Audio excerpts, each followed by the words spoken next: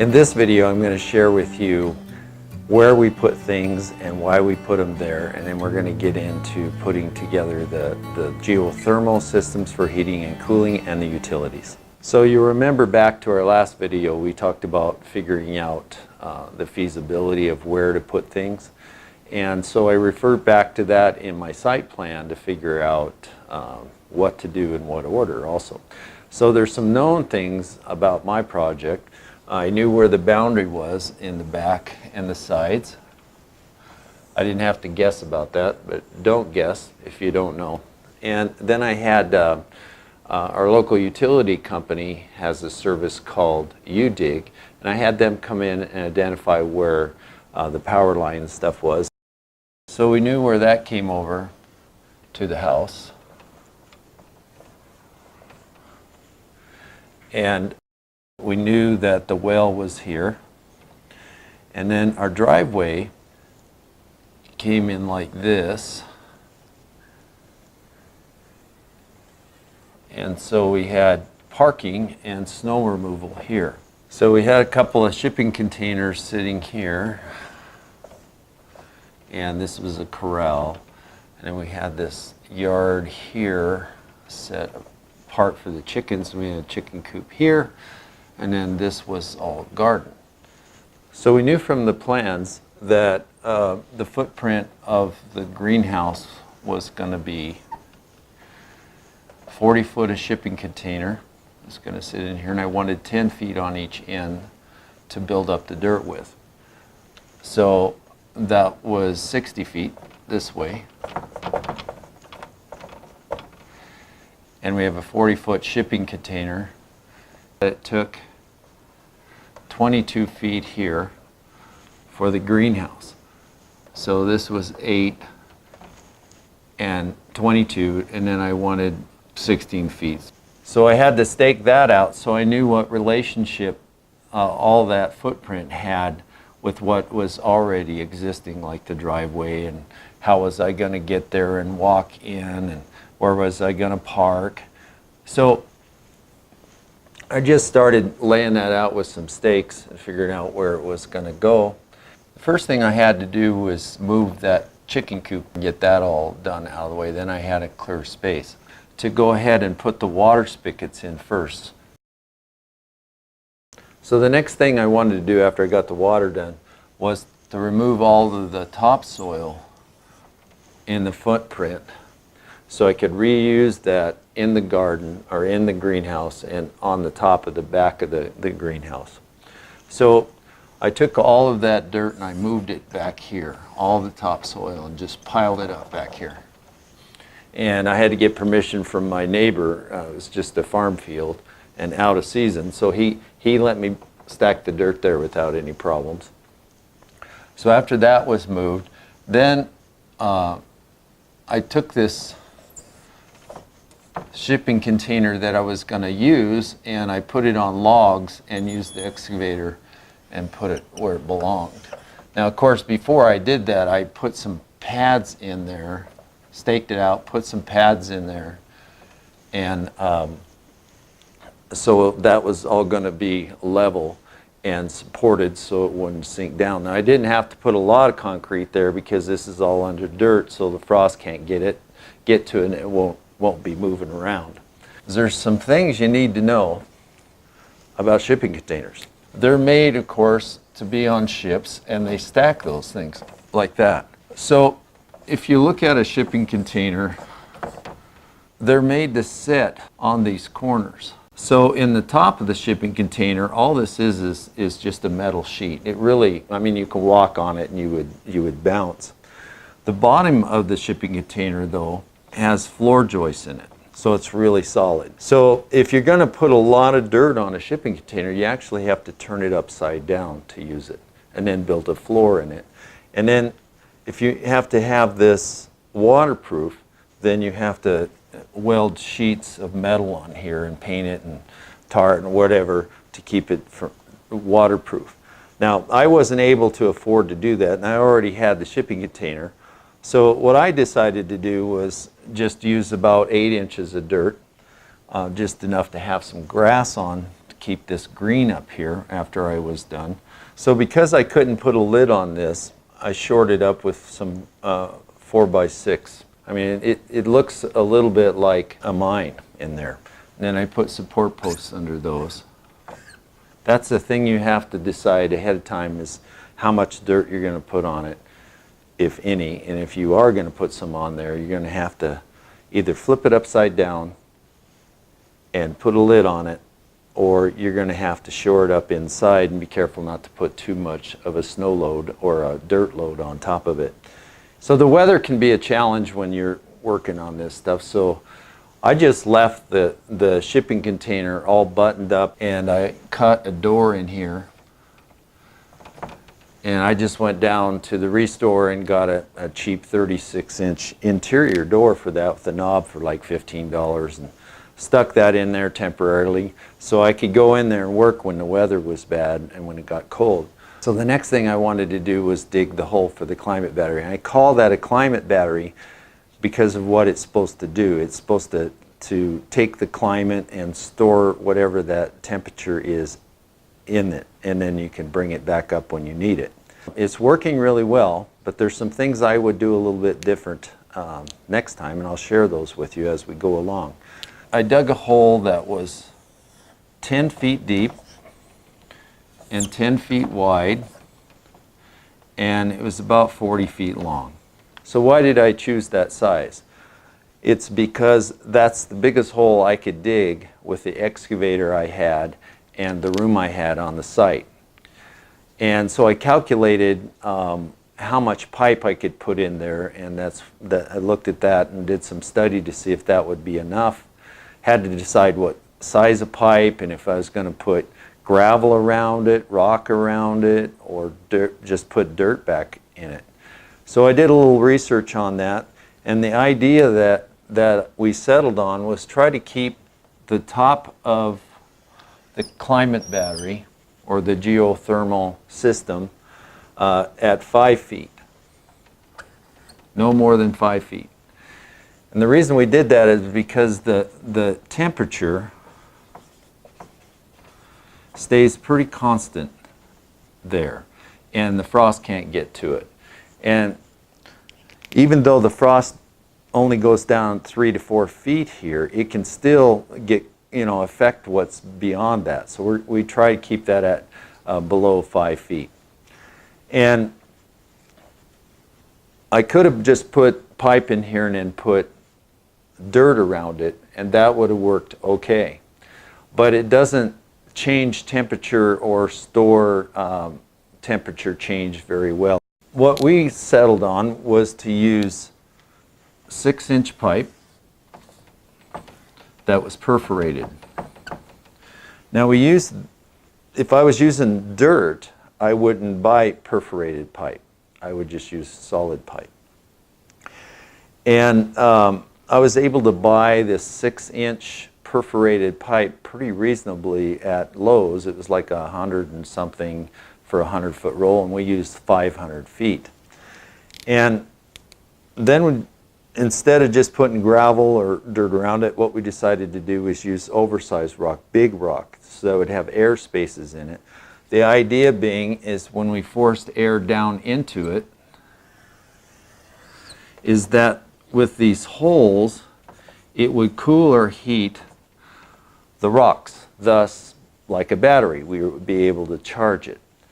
And this large of a space is we discovered it takes a long time to charge this up. To take it from 45 degrees, which is normal for it, up to something like 55 or 60 is going to take quite a bit of time. And so there has to be some controls on that and study, and I'm not completely done with all that. But just the theory of it is that you have the ridge of the greenhouse the greenhouse goes like this. So underneath here is the climate battery. And what you can do is you can suck the air from this ridge up here when it's hot and bring it down into the climate battery. And then instead of exhausting that back out here, if it got too hot, you can exhaust it back outside. But it takes a long time for this to go from 45 degrees to 60 or whatever, so you can also put the fans on a thermostat and just have it run when you need cooling or heating, depends on the time of the year. Now, in the spring, when you want to cool the greenhouse, instead of sucking the air down here, you'd reverse the process and you would bring the air in from outside at night or early enough in the year, just from outside, and store that down here, and then either exhaust it back into the greenhouse to get the temperature change that you want, or you can exhaust it outside as you charge this battery up. So looking straight down into this space, what we did is we put a pipe straight down, and then we just kept coiling these like this, and not really coiling because it was 6-inch pipe. I had to use some 6-inch elbows here, and because the rock was so big, I didn't have to worry about anything getting crushed either. It's just that we had to stake these in place and hold them in place when we put that rock in there, because it wanted to push them around. And you know, I had calculated the space and put these even, because I figured I could get 3 rows of these pipes in there to do 500 feet. Now, if I was to do this over again, I would take each one of those layers and bring another stack out into the greenhouse. So I'd have an inlet and an outlet, or vice versa, for each of those 3s. So what I have now is I have one 8-inch pipe coming up on each end of the greenhouse. But if I was to do it again, I would use 3 zones, so I'd have 3 pipes coming up. Give me a lot more control, and I could charge it faster. So that's a sizable mistake I made, but hopefully you'll learn from it. So use more zones. After I got all that backfilled, I put a tarp in there over the top of it, and then I backfilled it and packed it. Another problem that I wanted to share with you that I had is when I dug the climate battery, I placed it so I was the recommended 2 feet away from the power line. And that power line came right on the edge, right by the water. Actually, the water is on this side of it. But anyway, what happened is that as I got deeper and deeper, that 2 foot of dirt around those lines sloughed off. And you can see from the picture here that there's lines in there, electrical line and phone lines. And I had to be real careful with that not to break them. So just a word of caution, make sure you're far enough away from that. But just be real careful when you're digging a hole like that anyway, not to have anybody down there that's not awake and aware, because you certainly wouldn't want them to get any dirt caving in on them. And that's why we never do a project like this by ourselves either. We always have other people around keeping an eye on us and keeping it safe. What we had up to this point is the shipping container. It was still open on the ends. We had the climate battery in place, and of course the water was in place. So I needed to do hook the electricity up. So I knew that the electricity line came through here, and the house was here. And so what I did is I dug a trench through the garden, which broke my heart, and hooked into the house here. And I was real fortunate because I didn't even have to have a permit to do that. The only thing that the power company did is they came out and shut this meter off for me while I was making the connection, and they did that for free. The other thing I put in besides an electrical line is I put some Cat 5 in there so I could use the internet in there if I ever wanted to automate systems like cameras to watch what was going on in there if I was gone for a long time. Or there's more and more apps coming along where you can hook up to the internet and run your watering system and your fans and things like that, and you can get real data off-site through the internet. So that kind of stuff is really cool. I'm not using that now, but I have the Cat 5 in there so I could do that, just planning ahead. First, I built these 2 rooms in the end of the greenhouse here. So I was able to come in the back side here and put that breaker box right in the corner and then wire the rest of the greenhouse later as I needed to do that. But that gave me power on site to build with. I needed the retaining walls back here to hold the dirt up against the greenhouse. So the first thing I did is I put 60 foot of 24-inch pipe back there.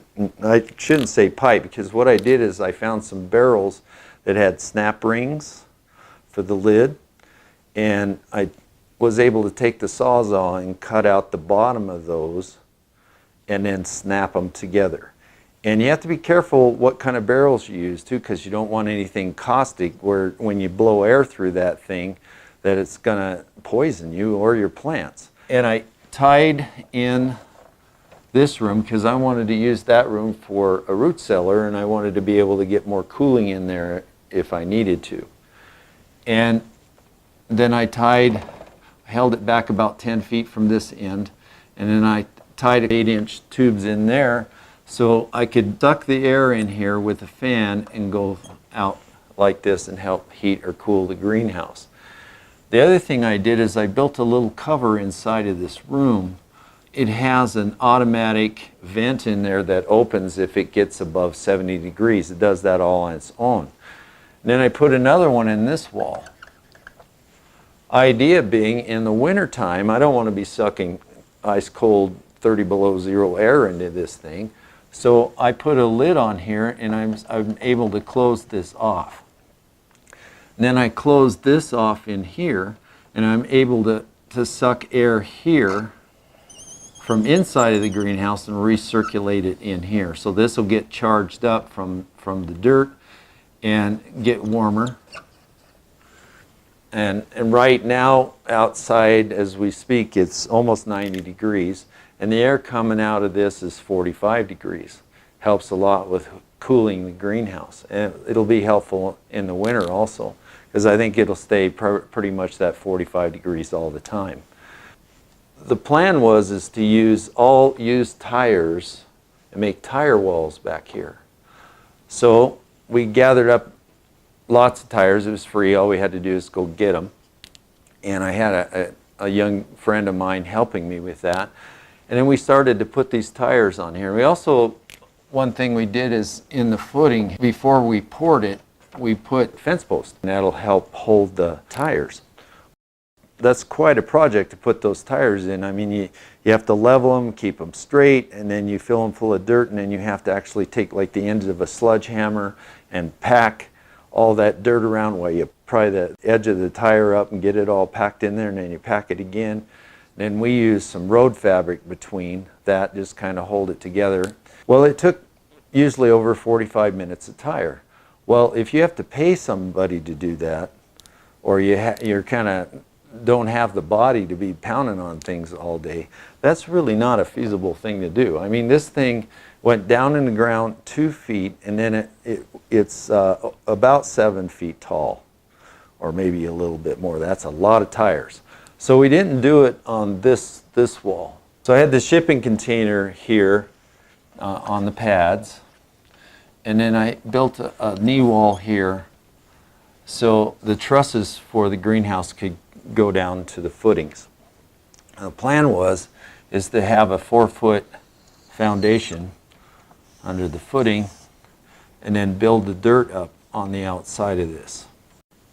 And about that time, a good thing happened. We had a friend that had some extra cinder blocks that were overrun from his business for years and years, and he wanted to get rid of them. So the guy brought me 12 pallets of cinder blocks. They weren't all matching. They were different colors and different textures and different sizes, and there was a lot of them that were special shapes. So it was interesting working with them. But we had enough cinder blocks to build this wall right here, so we didn't have to use tires.